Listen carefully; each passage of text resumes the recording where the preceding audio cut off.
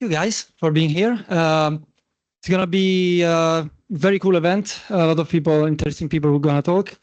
Um, Probably I'm one of the least interesting, but what I will say is going to be very helpful for a lot of you. This is a pitch that a talk that I did a couple other times with devs, and has always been felt interesting.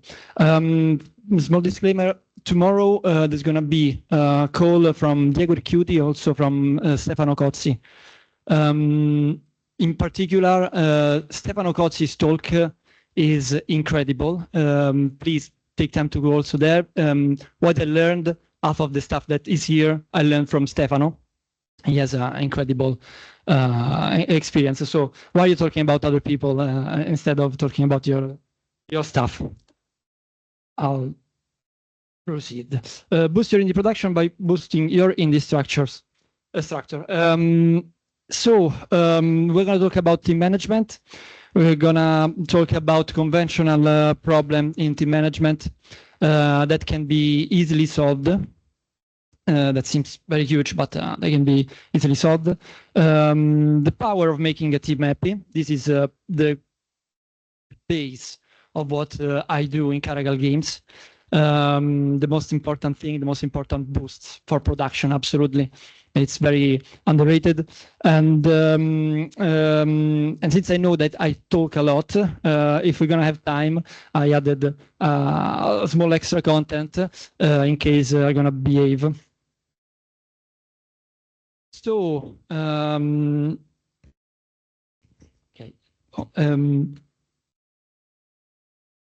The thing that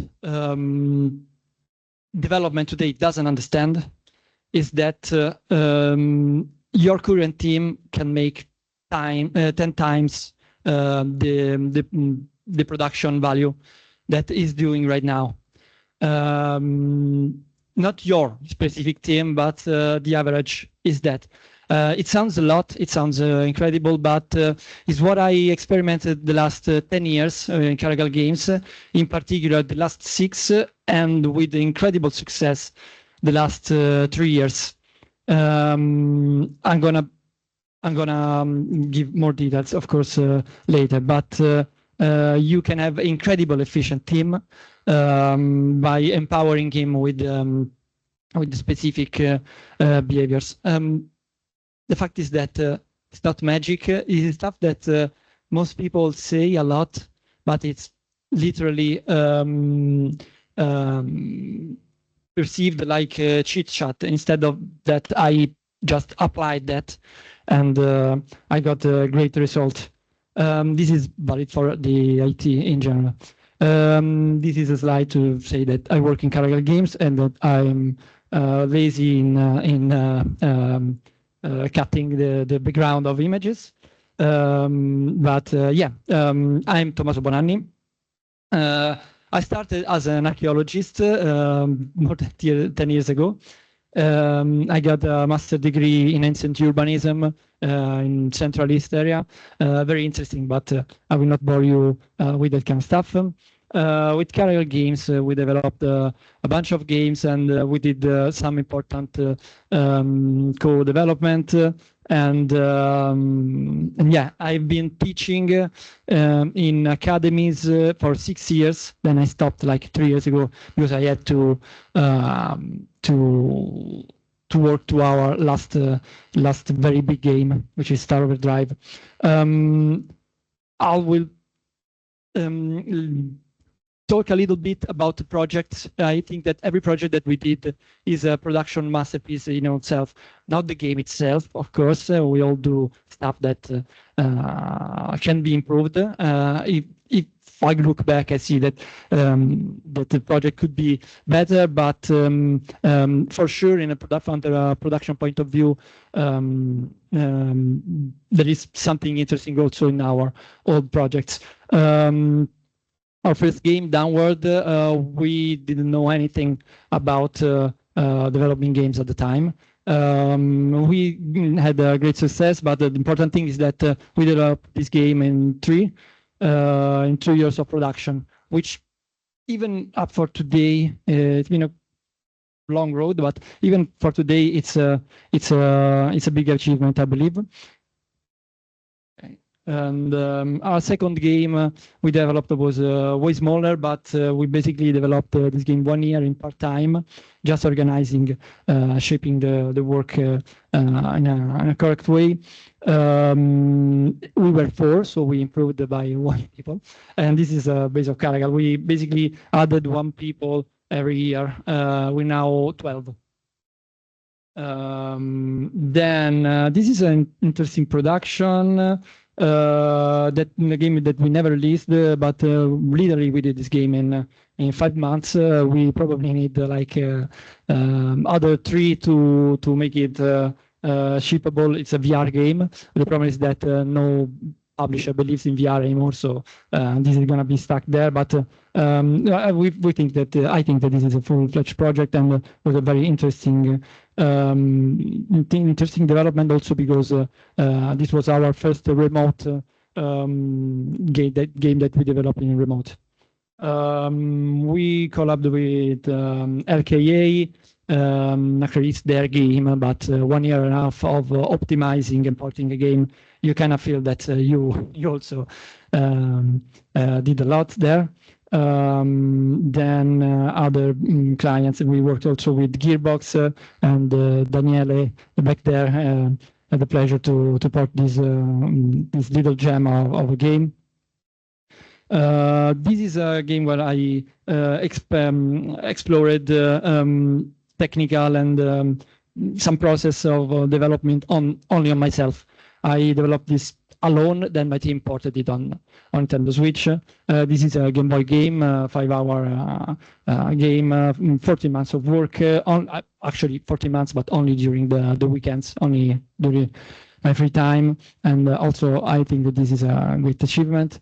And of course, Star Wars Drive, which is our last release, and this condenses everything that I said before, but most of the things that I will say today are thanks to this game, because this game proves the production of this game proves that what I'm saying is true. It happened, and yeah, this is an open world game, Switch exclusive that 25 hours of gameplay. If one completes 100%, instead it could be like 15 if you want to only do the main quest. But it's only 3 years of work of 12 people. And the most impressive thing is that you can ask our publisher. This was 20 deadlines. We missed 0 deadlines. And I heard like a whoa, yeah, it should be used to do like whoa. We missed 0 deadlines. We always delivered in time, and we did 0 crunch time, which is crazy by today's standards, in my opinion. Yeah, like you're saying that you're good. Yeah, I know that, but this is what I have to talk about: the fact that we are developing the way we develop. So I am a big fan of Star Trek, and when I was a kid, I heard this sentence from Kanunian Singh, which is the guy that screams "Khan" in Star Trek. I hope that you didn't miss the gem. And yeah, he says something that today is completely forgotten, I would say. Today we are talking about EA, artificial intelligence. We're talking about automatize the work of people with procedural tools, and yeah, all of that is super important. It's super important, but if you improve your team, only the people in your team, the way they work, you optimize their time, you can do incredible things. And we are the living proof of this. And also gave me a chance to put again Star Trek in one of my slides, which is cool. People in Caracal, you can tell that at some times I get bored in creating images of the team at some point. But yeah, we are 12. Someone is missing here, and they will forgive me. Yeah, you care a lot about your team, I can say. Yeah, and basically this is the structure. I work with 3D programmers, one 3D artist, sound designer, a guy that does business for us, which is incredible, and a QA designer, which is basically a guy that takes everything of production and makes it work in these recent days. And yeah, first thing is making your game, making your team, building your team, and you can do interview with people. You can have time to test them if they work inside your team. But I found that the most valuable thing to do is working with them before start to work with them, which sounds crazy, but for smaller studio, this is very this is easier because some of these colleagues, I was working with them in other contexts, like with Diego, I was teaching, and we worked together for more than 1 year, so I got to know him very well. Daniele, we stick around in the scene for quite a while before starting to work together. And Saverio, we were working in the same co-work. For them are my ex-students, but I don't teach 3D art. I don't teach programming. I don't teach animators. There were people that were in student project that I followed, and I saw that they were very incredible talents, and incredible people more than anything. So first thing, to shape your team, which is 30% of the work, 40 probably, is be sure on who you hire. Some trivial, but it's very, very important. And the first advice that I feel that I can give is that work with people before start to work with them is the only way to understand that. And 1 month is not enough. 1 year at least, or a big project. That's super important. The only exception here is John, who is basically, he forced himself in Caracal. We met him during COVID in a remote event, and he liked a lot video games with hoverboard and VR games. So he really wanted to work with us, but he is a member of the family right now. I feel really that Caracal is more a brotherhood at this point than developer. But yeah, this is a little timeline to show when we added people in the team, and yeah, the retention of Caracal is very high because I'm very, very careful in managing people. The only people that left are these two at the beginning, at the very beginning, because downward was I learned everything in that project. So yes, we did also mistakes in time, and we don't hide them. But since then, we only added incredible people, amazing persons. The best people that I know are among them. They work in Caracal, absolutely. But yeah, timeline. This is how I manage Caracal, which is stupid and it's crazy. But basically, I do I'm director. So basically, I do creative direction and production. And when I need, I also do particle effects and narrative, and which is my first love is level design, which in Star Overdrive, 7 months of work for doing 170 square kilometers map alone, not because I'm a genius, but because I organized my time well while doing everything else. But apart from that, as you can see, the structure, all the communication starts and ends by me. Most of the communication, I would say. And this is crucial because in a big team, you can have incredible people, but the bigger is the team, the less efficient the work of everyone can be.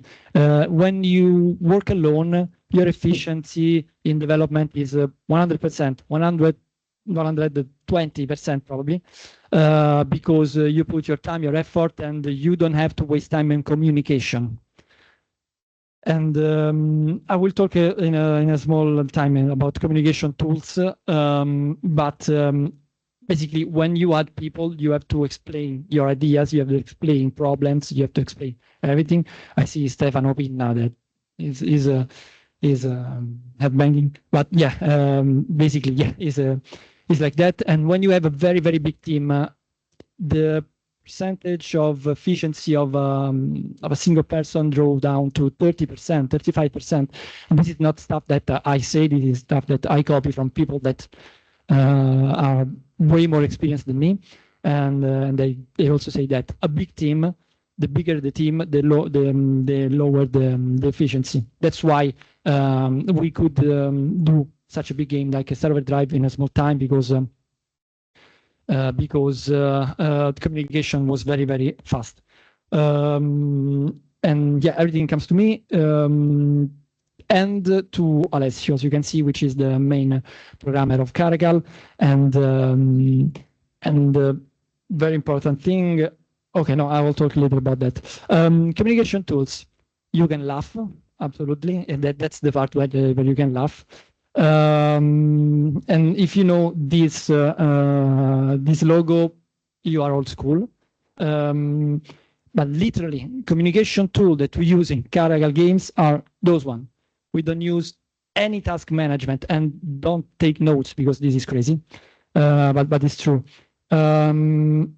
If you empower the people, you don't need to control your work. It sounds obvious, but there are ways to do that.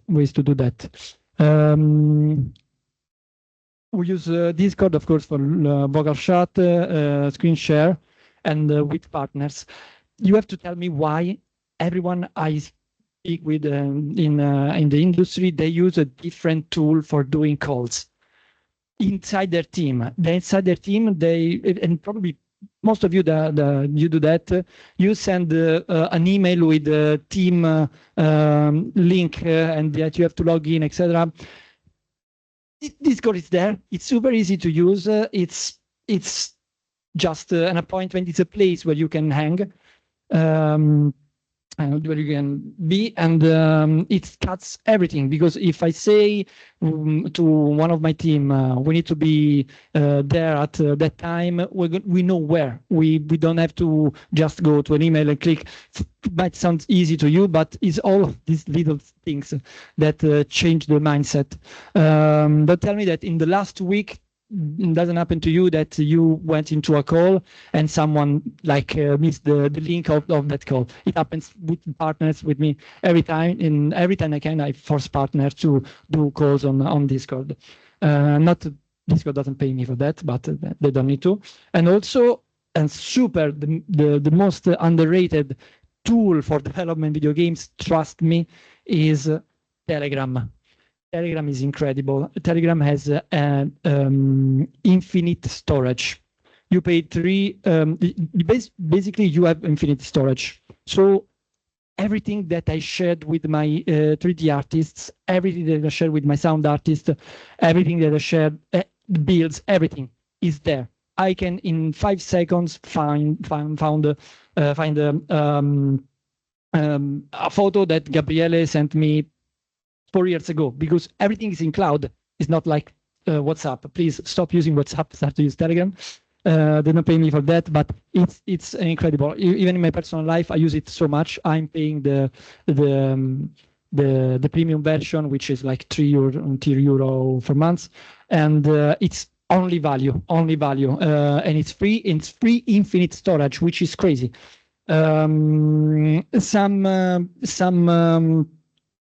paid services doesn't download at that speed. It got slower with time, but with the premium, got very, very fast again. And yeah, for the written chat, everything that we need to say written is there. For the vocal is Discord. I see people that are like, they don't believe me. Like for your face, you're right. I can understand you. Yeah, fine for concepting, very early concepting. Of course, this is how I explain my artist. I want things. Because unfortunately, I'm not. I don't have time to do precise writings and drawings, and also want to be way better on that.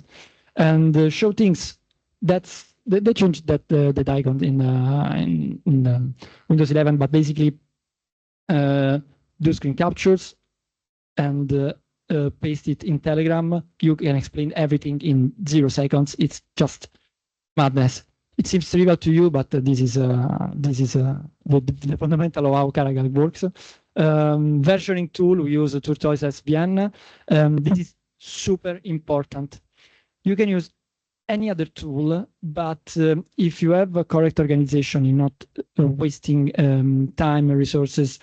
A tool that is very analogic, like feels like my 1992 car, really.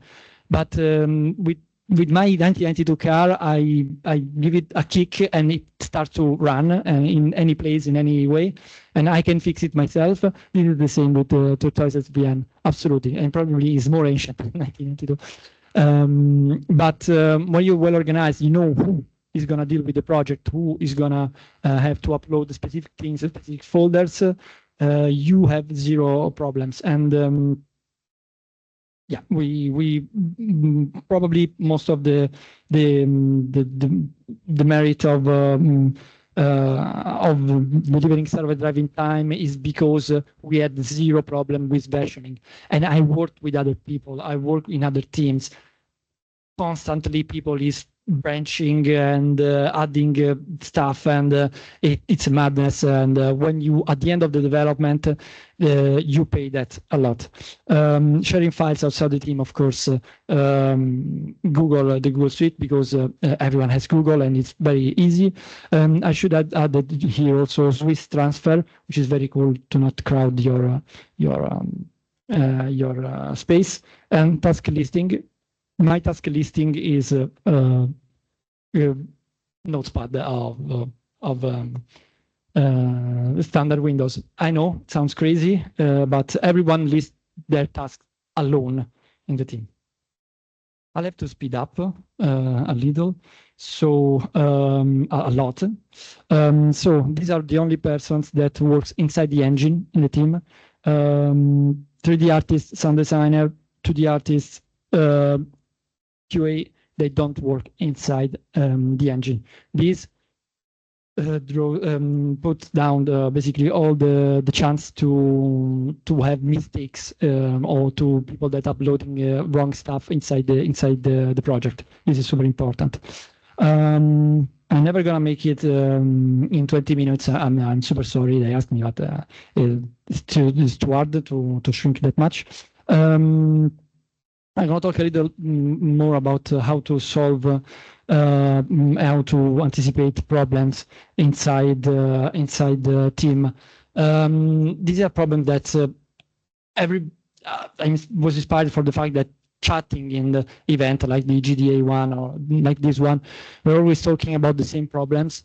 And if you have clear in your mind a mindset on how to deal with those problems, this is agnostic from the problem, okay? It's only the category, but if you're clear in mind how to fix these problems, how to anticipate them and how to make them worse, it's life is easy, I assure you. So over time, you are behind schedule. Of course, problem that could bring is a larger budget needed, unsatisfied client or players, of course, because you have to deliver your game or your product, and people stress, which is the most dangerous. I don't care about the player, I care about my team. If my team is not stressed, is happy, they're going to deliver a great game and the players will be happy. General causes of the overtime. They're very super simple. You are doing something big that you know, because video games, you decide to do something, and even for AAA, sometimes they end up in postponing the game because it's something that it cannot be done in that time. Most of the time they know already at the beginning, but this is another topic. Maybe you're not managing your task as well as you could, or your communication is broken. This is the more common, in my opinion, unless I've been so unlucky in the last 10 years, but every partner that I worked with, except for little few, have communication pipelines broken inside the team. Very easy stuff that can be fixed. How can I avoid the problem of overtime? The research. This is like a alpha day of researching about how to do something. It gives you basically per 10 times, per 100 times the time that you are investing, knowing what you're doing. The research is never enough, and it solves every problem at the beginning. When you have to start a project, start to research everything. Target audience, your game, so the competitors, if there are any in video games, the trends, everything. If you do enough research, you could avoid incredible mistakes. And the fact is that you don't see those mistakes when you are avoiding them, so you can't tell that you are actually avoiding mistakes. But after a while, I learned that that you can basically avoid a lot of problems by doing research. So plan well production, that's based on research. Timing and tech, of course. How many times I saw teams that started to do their open world game with Unity? How many times I saw people that start to do their app, their mobile app with the Unreal Engine? It happens. We are all super knowledgeable professionals here, but this stuff happens for one reason or another. Just last week I was talking with people that has an incredible structure, a lot of money to invest in projects, and a super big team, and they are doing an incredible game again, super big, with Unity. Unity is super good, it's great, but not for doing big games. And this happens again and again and again. Tech research, because later it's going to be a worse problem. It's going to be a big problem. If you don't consider the option of crunching and crunch time, you will not crunch. This is it's incredible, it's mind-blowing, but yeah, if you don't consider crunch as an option, you will not crunch. If you plan everything in a way that you have time, of course, backup time at the end, and you don't think in a way that, I will be able to do it, I will work at night one day, or my team will do 3 extra hours every day. If you are that strict, this is a very big first step. Add X percentage, of course, at the beginning of any production, and lie on deadlines. This is the most important thing of this slide. Basically, you have to say to your team that the deadline is before, that its plan is before, and it is. But to your publisher or to your client, that is later. Your team is going to do a lot of work to make it in time, of course. And if you fall out of the time, you're going to tell the team, no worry, I'm going to handle it. And but probably you're going to anyway deliver it in anticipation instead of the deadlines. This seems incredible, but this is the base on how we, you're laughing, Andrea. I can see you, but it's true. It's true. And Yeah, I wish I could have way more time to talk about this, but lying on deadlines is so important. Start to lie is great for your health. To resolve the problem over time, of course, anticipate it. It's not a joke, it's true. The schedule task, fake features. I wish you could have more time, but basically you can deliver the same thing by only giving a feel of doing that. You don't have to create systems. Consider these options. The more that you think, and of course outsourcing is full of outsourcing teams. Later in the last years in the industry, outsourcing partners are starting to be incredibly efficient, incredible talented, and they are popping up a lot, and they are it's a great value. If you want to make the problem worse, when you are problem over time is adding people, because adding people adds communication, adds people inside the project that is already ongoing, and you slow down the rest of the team. Add more producers. I saw that more than once, unfortunately, inside a project that has organization problem that needs to be delivered in 6 months.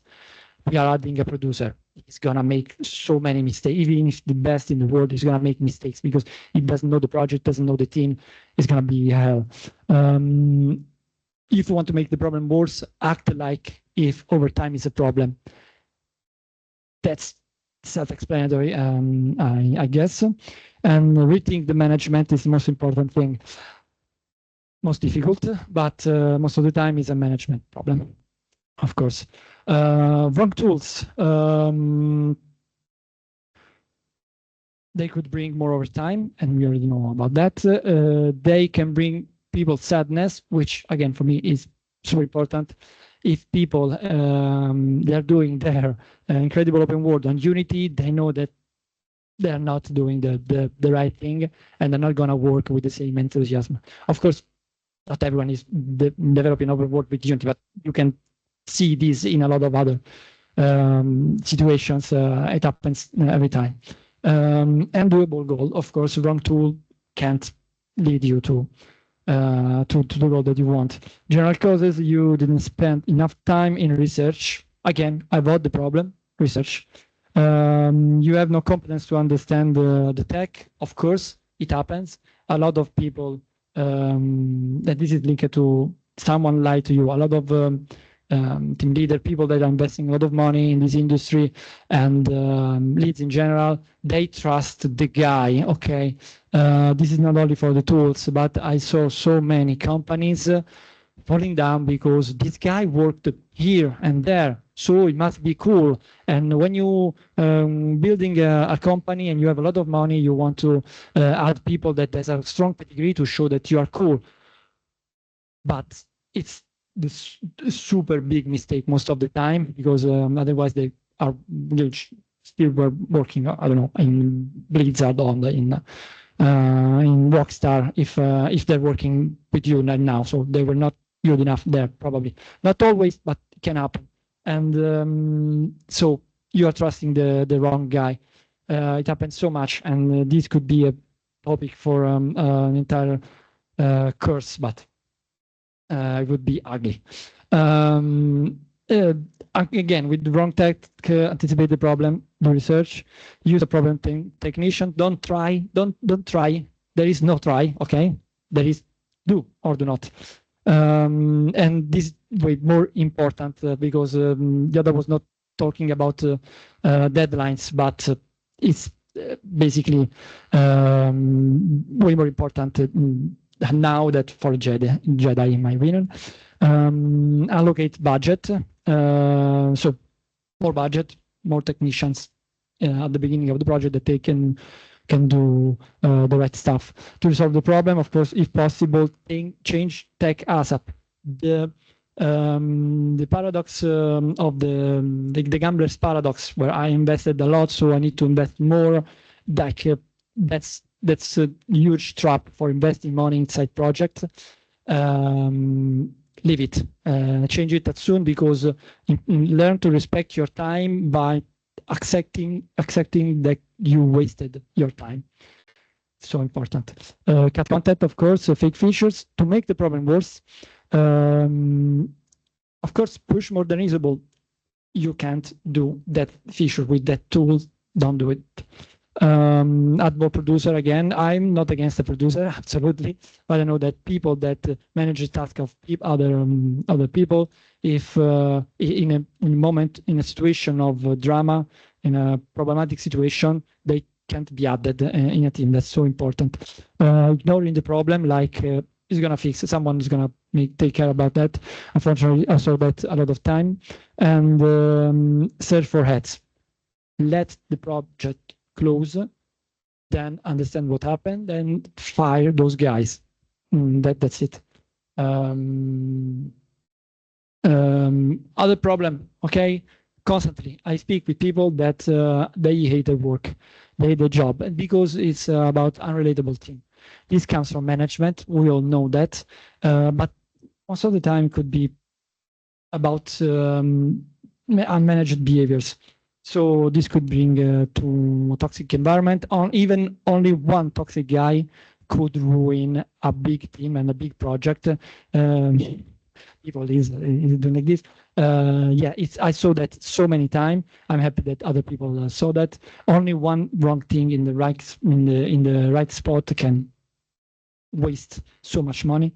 Lack of communication, a relatable team, people will not speak each other, so people will do unuseful stuff, and you're gonna waste everything, money, mostly, and slower work, of course. A developer station, this is super important. If you have a healthy place to work, well, no, a healthy developer or whatever, people don't leave. I know it sounds mind-blasting, but the problem here is that it's full of companies where people come and go. I call them developer stations, place where everyone worked in those places. I know more people that work in specific place that they don't work anymore there, that the people actually work there. If you don't have the same person for a lot of time in the same place, you don't create traditions that are from managing problems on how to share a file, okay? Processes changes constantly. If the processes are tailored around the team, you're gonna work way faster. This is super important.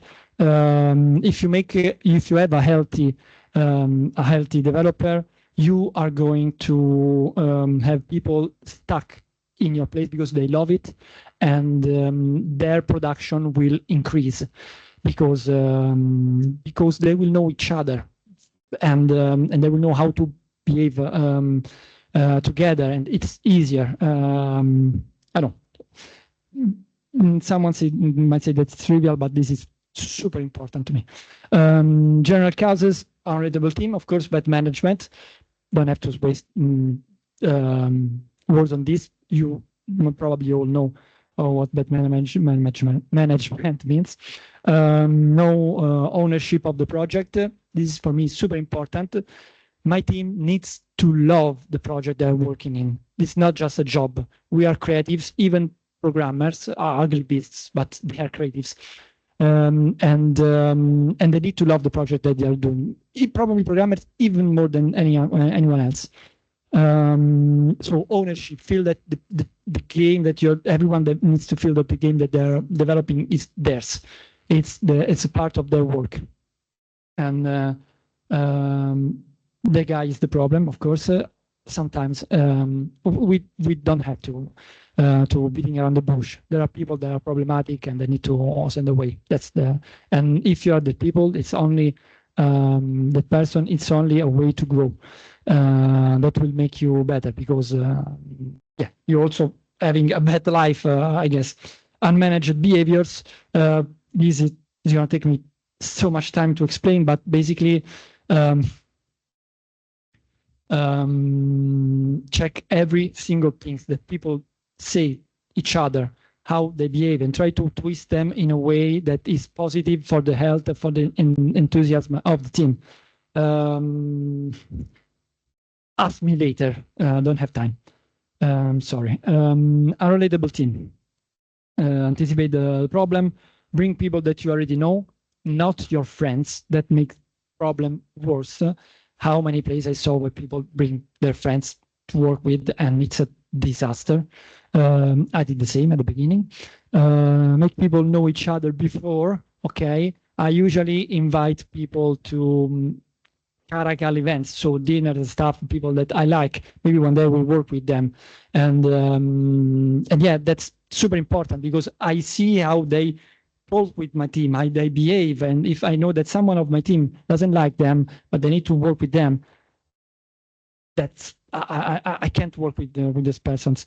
Ask trusted people judgment, of course. Be clear with people about their work. So a lot of times we need 3D artists. Perfect. Now do these blueprints in a real. This happened so many times. A lot more with IT and not less with development, game development. But yes, be very specific on what people needs to do with their job. If you lie with them, if you like them, and this happens, they're not gonna like their work, and we're gonna have all the rest of the problems. To solve the problem, know people what they think about each other's. Check behaviors, check stuff that people say inside the team. Fake relatability. This is so complex to explain. So basically is make people like each other by finding stuff that they both love, like to know two persons. You guys like you are those guys that loves Souls likes. I hate those kind of game. I don't talk with you guys that you play with the Souls likes, with laughing, of course. They will feel that something connects them. They can start to talk about that fake relatability. I did this like 40% on my team, and everyone can get can work well with another person. They can get friends. We can be all friends, of course, but with the specific situation in the specific moments, it's easier. Unrelatable team, don't point fingers. I mean, fire people. Don't point fingers. It's super important. Don't ask for crunch. Unrelatable team is going to be worse. And don't work with your friends. Bring food. Food. We are Italian, of course, and this is very good.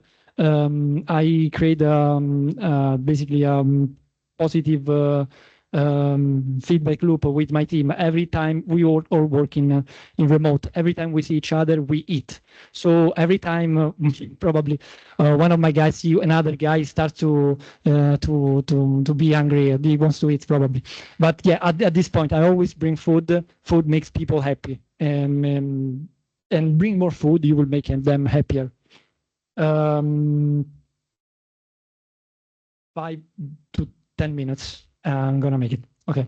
Developers' first games. Usually, if you're doing your first game, these are some advices that I want to give you, or one of the first, of course.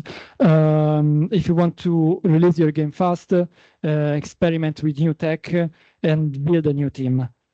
These are all stuff that are huge to do. Okay, start to work with a new team. Start to know new tech, and of course, the faster you release a game, the more game you can release, the more you can show that you can do stuff. Be smart, of course, in adapting your time async on the run. I'm not talking about agile, but I'm talking about understanding where something about timings doesn't work, adjust it. If someone of your team wants to work during the night, well, let them work during the night. Adapt to their behavior. You will have time to make things right later, but if you want to develop your first game very fast, that's very important. Adapt, of course, the timeline on the run, which basically the same thing. Avoid your problem approach. So take care. Oh, ciao you. Take care about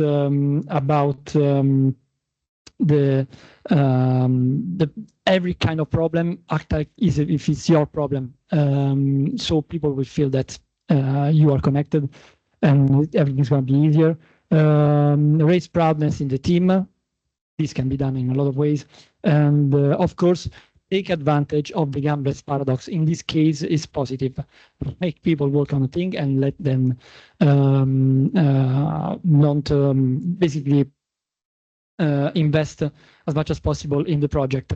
This is only for the first game. After you release something, you can stop to cheat, of course. I want to show that, yeah, I set rules before, but you can adapt. Have a small team as a problem anticipation. How many students I saw that they're starting their new game? 10 people. That's 99% of the times goes very wrong. Scale of the game based on trusted people. Of course, if I am a level designer, I can do level design. Our game needs to be about level design and the trusted people. If I know a guy that's a great 2D artist, the game is going about needs to be about art, of course. Choose a team that is eager to show off. That's very important. This raises proudness, this raises ownership of the project, and anticipates all the problems that we were talking before. Polish-based approach. Ship something small but super polished, not content. That's gonna give way more value to your production. Rely on deadlines, of course. This is always true. This is always important. And modular approach, of course, work in a way that stuff can be sent, like materials can be sent, but everyone can work alone, isolated from the others.